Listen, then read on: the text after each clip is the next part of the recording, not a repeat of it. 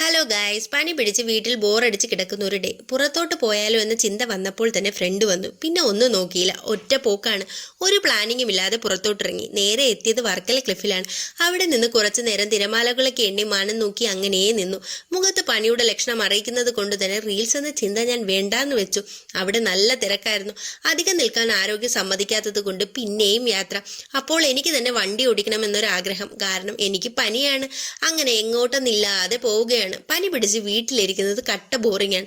അപ്പോൾ പെട്ടെന്ന് എനിക്ക് അടുത്ത ആഗ്രഹം എന്താണെന്നല്ലേ, ഒരു ഐസ്ക്രീം കഴിച്ചാലോ എന്ന്. 2 ഐസ്ക്രീമും പിടിച്ച് താങ്ങി തൂങ്ങി നിഷ്കളങ്കമായ മുഖത്തോടെ ഇരിക്കുന്ന എന്നെയാണ് ഗൈസ് നിങ്ങൾ കാണുന്നത്. ആ മുഖത്ത് ഒട്ടും അഹങ്കാരമില്ലല്ലേ. നല്ല ചുമയുണ്ട്, എന്നിട്ടും ഐസ്ക്രീം കഴിക്കാനുള്ള ത്വര അത് നിങ്ങളൊന്ന് കാണണം. ഒന്നല്ല 2 എണ്ണമാണ് എൻ്റെ കയ്യിലെന്ന് നിങ്ങൾ വിചാരിക്കും ഗൈസ്. എനിക്ക് ചോക്കോബാറാണ് ഏറ്റവും ഇഷ്ടം. മറ്റത് ടേസ്റ്റ് നോക്കാനെന്ന പേരിൽ ഞാൻ കഴിക്കുന്നത്. അത് കൊള്ളില്ല എന്ന് കുറ്റം പറഞ്ഞ് ഞാൻ നന്നായി ടേസ്റ്റ് നോക്കുന്നുണ്ട്. അതിൽ ഒരുപാട് ഫ്ലേവേഴ്സ് ഇൻക്ലൂഡഡ് ആണ്. അതാണ് ഞാനിവിടെ ഈ വർണ്ണിച്ച് തകർക്കുന്നത്. പനി സമയത്ത് ഇങ്ങനെയുള്ള ആഗ്രഹങ്ങളൊക്കെ ഉള്ളവർ ഒന്ന് കമന്റ് ചെയ്യണേ. അവസാന ചോക്കോബാറും തീർന്ന സങ്കടമാണ് ഇപ്പോൾ എൻ്റെ മുഖത്ത് കാണുന്നത്.